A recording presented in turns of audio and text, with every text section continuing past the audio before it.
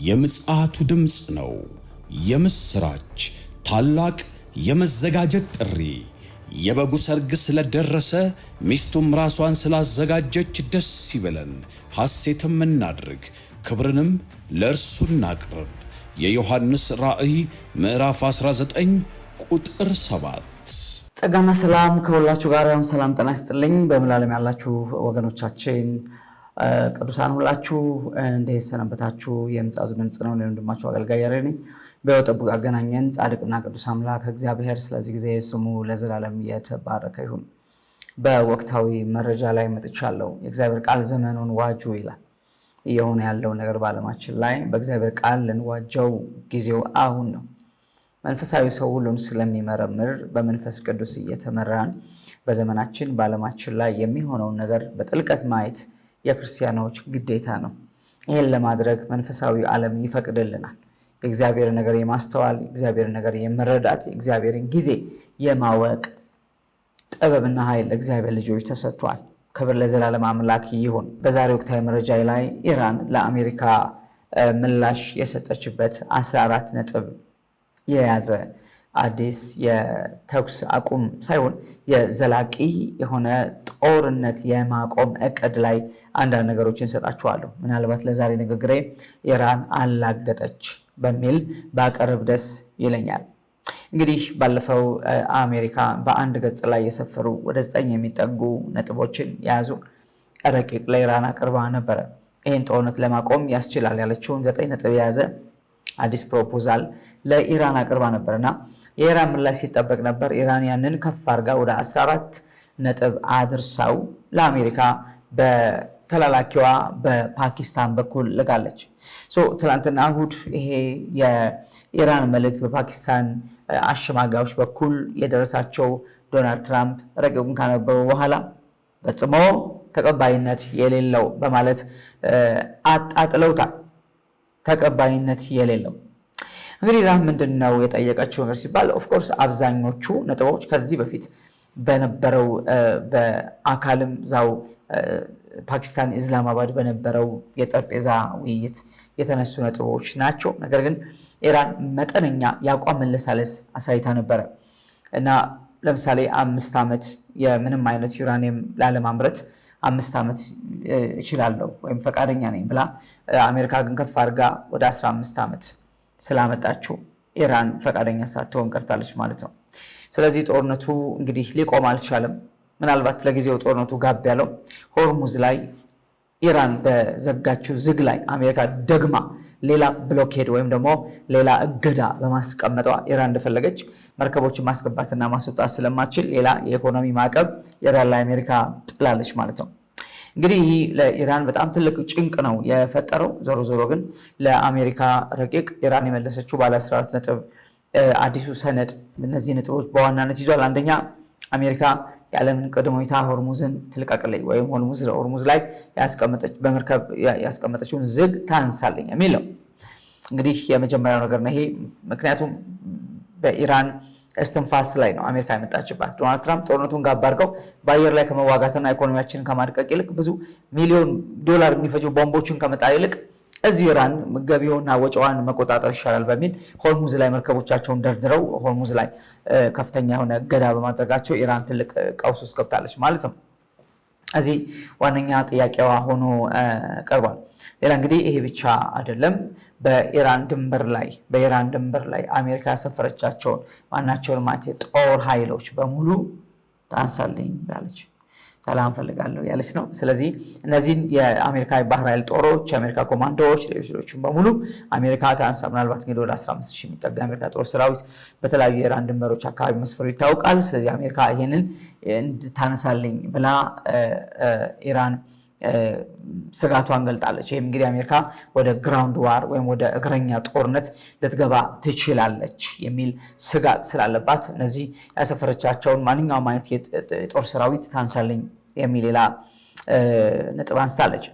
እንግዲህ ሌላው ከዚህ በፊትም ሲነሳ የነበረው በኢራን ላይ ለደረሰው ማንኛውም ጉዳት ካሳ ይከፈለኝ የሚል አሁንም የተለመደውን ጥያቄ ኢራን አንስታለች። እዚህ እንግዲህ በጣም ከፍተኛ መጠን ያለው ገንዘብ ግምት ያለው ገንዘብ ነው። እንደዚህ ያለ የካሳ ክፍያ ያስፈልገኛል ኢራንን መልሼ ለማቋቋም ያወደማችሁብኝን መሰረተ ልማት ለመስራት ካሳ ክፍያ ክፈሉኝ ብላ ሌላ ጥያቄ እንደገና አቅርባለች። ሌላው ሆርሙዝ ላይ ሉዓላዊ ባለቤትነት ይረጋገጠልኝ ብላለች። ስለዚህ ሆርሙዝ ሙሉ በሙሉ በኢራን ሉዓላዊ ግዛት ውስጥ ያለ እንደመሆኑ መጠን በኢራን ውስጥ የኢራን ባለቤትነት ይያዝልኝ። ስለዚህ በዚህ የባህር ወሽመጥ ላይ የማዘው የሚፈልጠውን ቆርጠው እኔ ነኝ፣ ይሄ ይረጋገጥልኝ ብላ ብላለች። ይሄ ያው እንግዲህ በጣም ከባድ ነገሮችን ኢራን የምታነሳው ጦርነቱ እንዲበርድ የምትፈልግም አይመስልም እውነት ለመናገር፣ ወይንም ጉዳት የደረሰባትም አትመስልም። እነሱ ግን የሚሉት ምንድነው የኢራንን ጥቅም በማስጠበቅ የኢራንን ሉዓላዊነት በማስከበር ነው የምንደራደረው።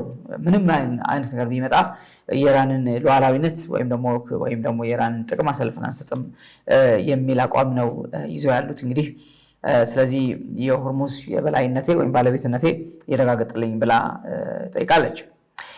ሌላ እንግዲህ አሜሪካ ያስቀመጠችብኝ የተለያዩ ማዕቀቦች እነሱልኝ ብላለች። እንዲሁም ፍሪዝ የተደረጉ የታገዱ የአሜሪካ ንብረቶች አሴቶች በመላው ዓለም ያለው እነዚህ ሪሊዝ ይደረጉልኝ ብላለች።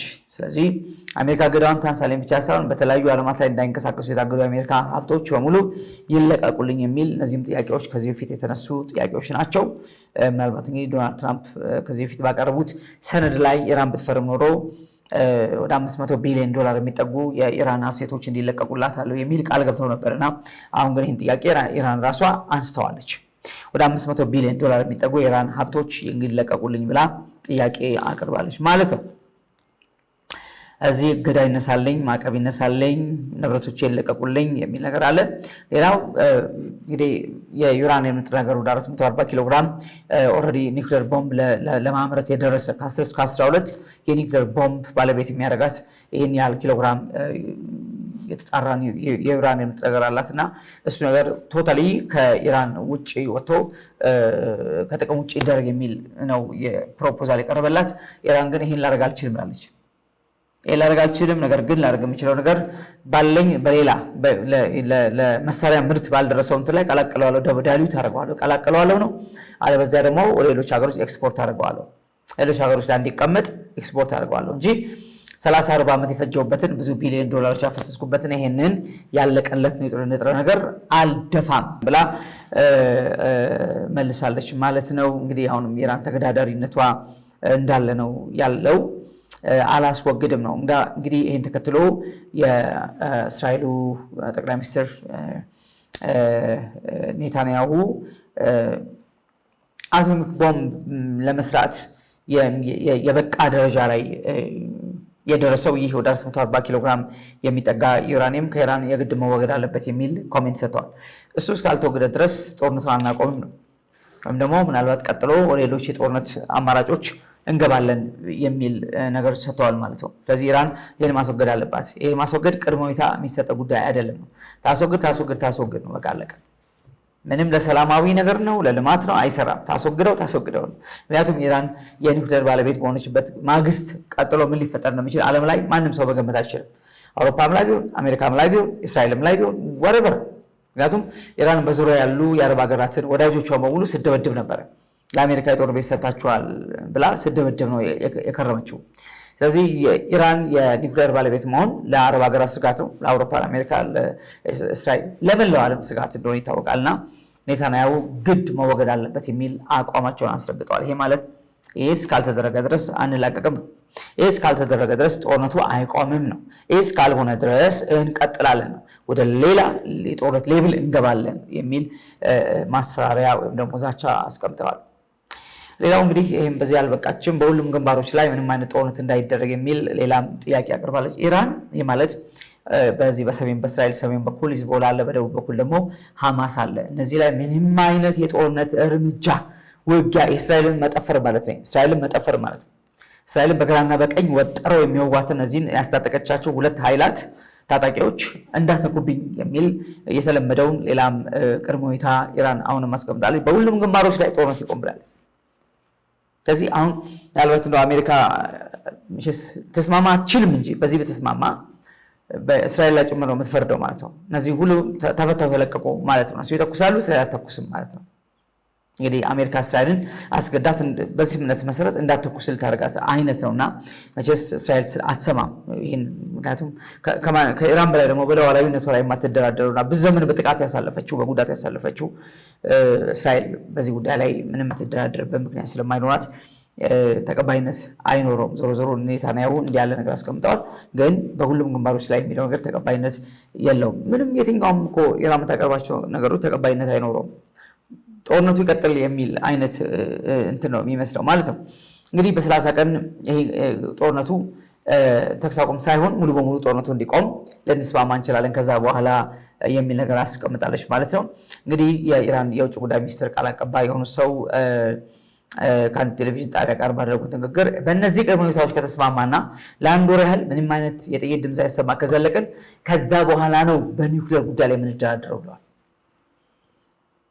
በኢራን የኒውክሌር ባለቤትነት ጉዳይ ላይ መደራደር የምንጀምረው ለምሳሌ 5 ዓመት 10 ዓመት የሚለው ወዘተ እንደዚህ ያሉ ድርድሮች የሚመጡት መጨረሻ ላይ ነው ከአንድ ወር በኋላ። አሁን በፍጹም ይሄ ነገር የኒውክሌር ጉዳይ መነሳት የለበትም የሚል ነገር አንስተዋል። ይሄ ማለት እንግዲህ የአሜሪካንን ዋነኛ የዚህ ጦርነት ሰበብ ምክንያት የሆነውን የኢራን የኒውክሌር ባለቤትነት ጥያቄን እነሱ ኦልሬዲ ከዚህ ስምምነት ሁሉ አውጥተውታል። ይሄ ነው መሳለቅ ማለት መቀለድ ማለት ነው። ለዚህ ጦርነት ምን አበቃቸው? ለዚህ ሁሉ ውድመት ኢራናውያን ለዚህ ሁሉ ችግርና ሰቆቃ ምን አበቃቸው? አሁን በኢራን ያለው መንግስት የኒውክሌር ባለቤት ሞት ካልሆንኩ ሞቼ እገኛለሁ ማለቱ ነው። እሱ ግን ከላይ ያስቀምጧቸው ነገሮች በሙሉ አስቀምጠው መጨረሻ ላይ በኒውክሌር ጉዳይ ላይ የምንደራደረው እነዚህ ነገሮች ተስማምተን ለአንድ ወር በሰላም ከቆየን ከአንድ ወር በኋላ ነው በኒውክሌር ጉዳይ ላይ የምንደራደረው የሚል ነገር አስቀምጠዋል ማለት ነው። በውጭ ጉዳይ ቃል አቀባይ በኩል ይሄ ነገር አስቀምጠዋል። እንግዲህ ዶናልድ ትራምፕ ይሄ ነገር ካዩ በኋላ በፍጹም ተቀባይነት የሌለው ድርድር ኢራን አምጥታለች፣ በምን ሂሳብ በዚህ ልንደራደር አንችልም ካሉ በኋላ መልሰው ብለዋል። ኢራን በአጠቃላይ በሰው ዘር በመላው ዓለም ላይ ጭምር ላለፉት 47 ዓመታት ለፈጸመችው ግፍ በደል ገና ክፍል አልጨረሰችም ማለት ነው። የሚያሳየው እንዲያለ መደራደሪያ ማቀረባው የሚያሳየው ላለፉት 47 ዓመታት በመላው ዓለም ላይና በሰው ዘር ላይ ላደረሰችው በደልና ግፍ ገና ከፍላ አልጨረሰችም ማለት ነው። ይሄን ነው የሚያሳየው ብሏል። እንግዲህ ኢራን ይከፈለኝ ያለች ነው። ዶናልድ ትራምፕ ደግሞ 47 ዓመት ዓለምን አሰቃይታቸዋል። 47 ዓመት ማለት እንግዲህ እስላማዊ አብዮት እስላማዊ መንግስት ከተመሰረተ በኋላ ማለት በአያቶላዎቹ የሚመራው እስላማዊ መንግስት በኢራን ላይ ከተመሰረተ 47 ዓመት ነው። በእነዚህ ጊዜ ሁሉ ዓለምን ዋጋ አስከፍላችሁታል ወይም በዓለም ላይ ባሉ ጥፋቶች እጃችሁ አለበት የሚል ነው የዶናልድ ትራምፕ ሀሳብ። ከዚህ ለዛ ግፋችሁ ለዛ ጥፋታችሁ ከፍላችሁ ገና እንዳልጨረሳችሁ ያሳያል፣ ያረጋግጣል። ስለዚህ ማለት አሁንም ገና ዋጋ መክፈላችሁ ይቀጥላል የሚል ማሳሰቢያ ነው። ማለትም ወደ ሌላ የጦርነት እርምጃ ሊገባ የሚችልበት ሁኔታ እንዳለ ነው የገለጹት ማለት ነው። እንግዲህ የቢቢሲ ጋዜጠኛ ለዶናልድ ትራምፕ ባቀረበችው ጥያቄ መሰረት አሜሪካ ኢራን ባቀረበችው በዚህ ድርድር ወይም ነጥቦች ካልተስማማች በኢራን ላይ ወታደራዊ እርምጃ ልትወስድ ትችላለች ብላ ባቀረበችው መሰረት there is a possibility ያሉት እንወስድ እንችላለን፣ እድሉ አለ ወይም ደግሞ መውሰዳችን አይቀርም አይነት ነው። እንወስድ እንችላለን፣ እርምጃ ልንገባ እንችላለን፣ ግን ትንሽ ጊዜው አሁን ነው፣ ግን ትንሽ እናያቸዋለን፣ እንጠብቃቸዋለን። ምክንያቱም ይሄ ሆርሙዝ ጉዳይ ነው። ሆርሙዝን አንቀነዋል፣ የኢራን ገቢ ተቋርጧል። ስለዚህ በዚሁ ከቀጠለ ይተቀጥል ችግር የለም፣ በቃ ሳንክሽኑ እንዳለ ነው ያለው። ስለዚህ ደጋግማ ኢራንን ባቀረበችው መደራደሪያ ላይ የሆርሙዝ ጉዳይ ቁልፍ ጉዳይ እንደሆነ የበላይነቴ፣ ባለቤትነቴ፣ ሉዓላዊነቴ የረጋገጠልኝ፣ ልቀቁልኝ፣ ዞር በሉልኝ የሚለው ነገሮች በሙሉ ምን ያህል ጉዳት እያስተናገደች እንዳለ ጠቋሚ ስለሆነ ማዕቀቡ እንዳለ ሆኖ እያቅጣጫው ያለው ማዕቀቡ ሆርሙዝን ጨምሮ ያለው እገዳ እንዳለ ሆኖ ትንሽ እናያታለን፣ ጠብቃታለን የሚል ነገር እንትን ብለዋል። ይህ ማለት ዛሬ ማታ ወይም ነገ እንተኩሳለን የሚል አይነት ነገር ማስፈራሪያ እንዳልሰጡ ነው የሚያሳየው። እንግዲህ የአሜሪካና የኢራን ጉዳይ በዚህ ሁኔታ ነው ያለው። እስራኤል በቅርብ ርቀት ነገሩን የተከታተለች ነው የምትገኘው። ዓለም በሙሉ እንግዲህ በዝምታ ምንድነው መጨረሻው እያለ እያየን ያለው።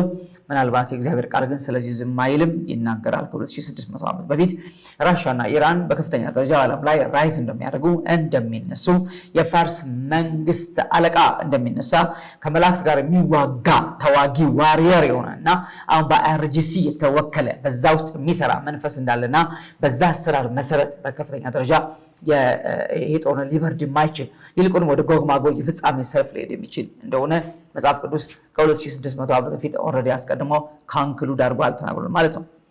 እንግዲህ ይሄ ነው ያለው። እንግዲህ የዚህ ነገር ፍጻሜ ያው የተጓተተ አንዴ ቀዝቀዝ አንዴ ሞቅ እያለ ነገሩ የሚቀጥል ነው የሚሆነው። አድካሚና አሰልቺ ነው በጣም እውነት ለመናገር። ምክንያቱም ህዝብ በዚህ መሃል ይንገላታል፣ ሰዎች ያልቃሉ፣ ይወድቃሉ። መማር መስራት ሁሉ ነገር ፍራስትሬቲንግ ነው። ሰው ጦርነት ባለበት ምንም አይነት እንቅስቃሴ ሊኖር አይችልም። ጦርነት ለማንም አስቸጋሪ ነገር ነው። ዞሮ ዞሮ ጦርነትን እንግዲህ ሰይጣን በጣም ይፈልገዋል። ለምን? በአንድ ብዙዎች መግደል ስለሚፈልግ ጦርነትን በጣም ሰይጣን ይፈልገዋል። ብዙዎች ንስሐ ሳይገቡ ጌታን ሳያገኙ ነፍሳቸውን ሳያድኑ በጦርነት እንዲያልቁ ማድረግ ስለሚችል ጦርነትን በጣም ይናፍቀዋል። ቃየልን አቤልን እንዲገል ያነሳሳ ጠላት ዛሬም እንኳን በሀገራት በወንድምና ወንድም መሃል ላይ ትልቅ ጥላትነትና ጥላቻ እንዳለ ዓለም በዚህ ሽብር በሞት ፍርሃት እንደምትሞላ ይናገራል። እንግዲህ ዓለማችን በተለያዩ እንግዲህ አዳዲስ ወረርሽኞች በዓለም ላይ ይከሰታሉ። አዳዲስ ትዕይንቶች በዓለም ላይ ይመጣሉ። የመጨረሻው ዘመን የሰው ልጅ ፍርሃት ውስጥ፣ ስጋት ውስጥ፣ ጭንቀት ውስጥ፣ ተስፋ መቁረጥ ውስጥ የሚከት ነው። ይሄ ነገር ዓላማው ወይም ደግሞ ግብ የሚያደርገው አንድ አረጋጊ በዓለም ላይ እንዲጠበቅና እንዲናፈቅ ማድረግ ነው። ያም የክርስቶስ ተቃዋሚ የምንለው ሰው በዓለም ላይ ብቅ ይልና ዓለም ላይ አሁን የተፈጠሩትን ቀውሶች በሙሉ በማረጋጋት ሰላማዊ ዓለም ፈጥራለሁ ብሎ ለዓለም ቃል ይገባል። ዓለም በሙሉ እጁ ይሰጠዋል። በተለይ አውሮፓ እጁን ይሰጠዋል ማለት ነው። ሰው ሉዓላዊ ሆኖ በዓለም ላይ የሚነሳው ጦረኛው ሰው ወይም ደግሞ አምባገነኑ ዲክታተር ሰውዬ የክርስቶስ ተቃዋሚ የምንለው ሰው በተነሳ ጊዜ ዓለም ለጊዜው እፎይታ ታገኛለች። መንግስታት ጸጥ ይላሉ፣ ረጭ ይላሉ፣ ዝም ይላሉ፣ ሰይፋቸውን ሰገባ ውስጥ ይከታሉ። ከጥቂት ጊዜ ይሄ ይሆናል። ከብዙዎች ጋር ሰላም ቃል ኪዳን ያደርጋል። ይሄ ከቤተክርስቲያን ንጥቀት በኋላ የሚሆን ነው። ያረጋጋል። እዚህ ዓለም በሙሉ ልቡን ይከፍታል። እዚህ ሰው ወደ ዓለም በሙሉ ልብ ይገባል። በሁሉም ልብ ዙፋኑን ይዘረጋል። አምላክ ሆኖ ይሰየማል። ይጠብቁት የነበሩ ባለፉት 2000 ዓመታት መንገድ ሲጠርጉ የነበሩ የጨለማ ኃይላት በሙሉ የሚስጥር ቤተሰቦች በሙሉ ለዚህ ሰው በራቸውን ይከፍታሉ፣ ልባቸውን ይከፍታሉ፣ ወልካም ይሉታል። የሚጠብቁት ይህን ሰው ነው። ይህ ሰው ኦን ዘ ዌይ መንገድ ላይ ነው ያለው። እሱ ብቻ ግን አይደለም። እውነተኛው ንጉስ፣ የክብር ንጉስ ኢየሱስ መንገድ ላይ ነው ያለው። ኢዝ ካሚንግ ሱን። ኢየሱስ በፍጥነት ይመጣል፣ በቶሎ ይመጣል። ዘመኑ አልቋል። አሁን በምናየው በምንሰማው መረበሽ፣ መታወቅ፣ መሸበር አይገባም። ይሄን ሊፈታ የሚችል መንግስት፣ ይሄን ሊፈታ የሚችል ሳይንስ ኃይል የለም። አሁን ዓለም ከምትገባበት ቀውስ፣ ትርምስ ሁሉ ነፃ ሊያወጣት የሚችለው የሰላሙ አለቃ የሰላሙ ንጉስ ኢየሱስ ብቻ ነው። እሱ መጠባበቅ ነፃ ያወጣል። ዛሬ እንኳን ሰላም ይሰጣል። ተራሮች ወደ ባህር ልብ ቢወሰዱ እኔ ልቤ ጨካኝ ነው አልፈራም እንዳለ ዳዊት፣ ተራሮች እየተነሱ ወደ ባህር ቢወረወሩ አልፈራም፣ ልቤ ባንተ ጽኑ ነው። ስለዚህ ልባችሁ ይጽና። ንስሐ ያልገባችሁ ንስሐ ግቡ። ጌታ ኢየሱስ ብቸኛ አዳኝ መሆኑን አምናችሁ ነፍሳችሁ ለታመነ ጌታ አደራ ስጡ። ኢየሱስ ክርስቶስ ብቻ የሰዎችን ኃጢአት በደሙ የማጠብ ብቃትና ኃይል አለው። ከሱ ውጭ ሊዳን የሚቻልበት የሰው ስራ፣ የሰው መልካም ስራ፣ ጾምና ጸሎት፣ አማላጅ ለማኝ የለም። በማንም መንገድ ሊዳን አይቻልም። ሊዳን የሚችለው በእውነተኛው አዳኝ ከሰማያት በወረደው ከድንግል ማርያም በተወለደው ስለ ሁላችን በደልና ኃጢአት ራሱን ቤዛ አድርጎ በሰጠው በኢየሱስ ክርስቶስ ንጹህና ትኩስ ደም በእርሱ ኃጢአት ስርየት ይገኛል። ይህ በመንፈስ የሚፈጸም ነው፣ በቁስ አይደለም። ካልሆነ ግን ሰዎች ሊድኑ የሚችሉበት ምንም አማራጭ የለም። ከዚህ በኋላ ብዙ ዓለም ላይ ተስፋ አታርጉ። ኑሯችሁን በሰላም እየኖራችሁ ከጌታ ጋር ቀጥሉ። ይልቁንም እግዚአብሔር ስራ ይፍጠን፣ ወንጌል ይቸኩል፣ ህብረትና አንድነት ይጠናከር። መላፋት መገፋፋት ብዙም ትርፍ የለውም። ይልቁንም ለቅዱሳን አያምርም። ድካምን መሸከም እና መሸካከም፣ ተያይዞ መሄድ፣ መቀጠል፣ እግዚአብሔርን ስራ ይቸኩሉ የፈጠሩ መስራት ነው አስፈላጊው ነገር። ወንጌል ጓዳ ለጓዳ መንደድ አለበት። የእግዚአብሔር ቃል ጓዳ ለጓዳ መፍሰስ አለበት። በዚህ ሚዲያ መሰሙኝ ጌታ ኢየሱስን ያልተቀበላችሁ ሰዎች ጊዜያችሁ አሁን ነው፣ ዛሬ ነው። ኢየሱስ ሆይ ነፍሴን ላንተ አደራ ሰጠው፣ ኃጢአቴን በደምህ እጠብልኝ፣ ልጅ አድርገህ ተቀበለኝ፣ ስሜን በሕይወት መጽሐፍ ጻፍልኝ፣ ብቸኛ ሕይወት ጌታና አዳኝ አንተ ነህ ብላችሁ ተንበርካችሁን ንስሐ ግቡ። ይቀበላችኋል። ሰላም እንደ ወንዝ በውስጣችሁ ይፈሳል፣ እረፍታችሁ ይመለሳል፣ ጤናችሁ ይመለሳል፣ በረከታችሁ ይመለሳል፣ ትከናወናላችሁ። ኢየሱስ ያው ነው፣ ይህን ያደርጋል። ኢየሱስ ጌታ ነው። ኢየሱስ ክርስቶስ በቶሎ ይመጣል። ማራናታ። አገልግሎቱን ለመደገፍ ለምትሹ በኢትዮጵያ ንግድ ባንክ መሳያ ፎር ኦል ኢንተርናሽናል ሚኒስትሪ የባንክ አካውንት ቁጥር 1046 31 29 65 8 ኢየሱስ እንደተናገረው በቶሎ ይመጣል። መሳያ ፎር ኦል ኢንተርናሽናል ሚኒስትሪ